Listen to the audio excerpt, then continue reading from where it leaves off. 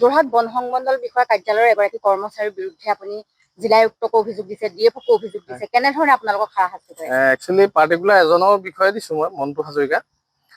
তেওঁ মানে ধৰক মানে তেওঁ ক'ৰ পৰা কেনেকৈ কি হৈ কি পোষ্টত আজি অলপ দিনৰ পৰা আহিলে মই নাজানো, মানে অকল টকা সংঘটো মানে ধৰক এনেকুৱা চিষ্টেম আছে, মোৰো ইয়াত চিনাকি আছে।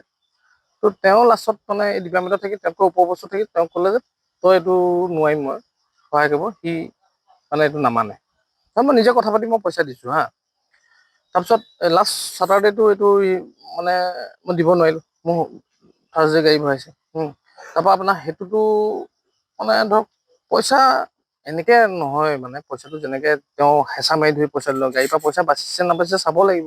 আৰু এটা কথা হ'ল কি, পইচাটো মানে আপোনাৰ এপ্ৰিল মাহত মই উইলিংলি মানে ধৰ গোটেইকেইটা আছে মই 5,000 দিছোঁ, যিটো মনে আৰু বিহু আছে দিছোঁ। কিন্তু সেই মানুহটোকে আকৌ যোৱা মাহত পইচা নিদিয়াৰ কাৰণে ডাইৰেক্ট গাড়ীটো ভৰাই দিছোঁ।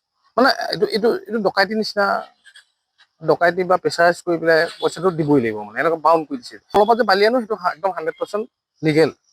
আমি অবৈধ বালি ভবা নকৰোঁ, আমাৰ ট্ৰেনজিট পাৰ্মিট যিটো টিপিৰ ক্ষেত্ৰত আমাৰ অকণমান মানে আমাৰ টাইম টেবুলৰ ক্ষেত্ৰত বা আমাৰ ট্ৰেনজিট পাৰ্মিটখন পাবৰ টাইমত আমাৰ খেলি মেলি এটা হৈ যায়। সেইটো প্ৰায় হয়, কাৰণ কেলৈ গাড়ীখন সঠিক সময়ত কেতিয়াও লোড নহয়। আৰু বালি ধৰক মেচিনে প্ৰডাকশ্যনৰ ওপৰতে কথা, সেই টাইমত হয়তো অফিচ বন্ধ হৈ যায় বা আপোনাৰ অফিচ বন্ধ সেইটোৱে আৰু বিভিন্ন প্ৰব্লেম হৈ যায়।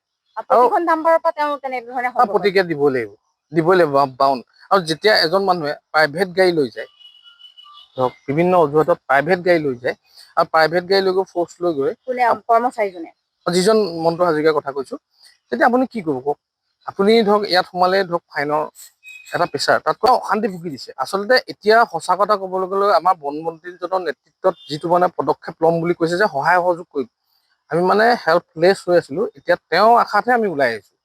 কিন্তু এটা কথা, মানুহে অত্যাচাৰ পাইছে কাৰণে, মইতো এটা মানুহৰ এগেইনষ্টত এলিগেশ্যন দিছোঁ।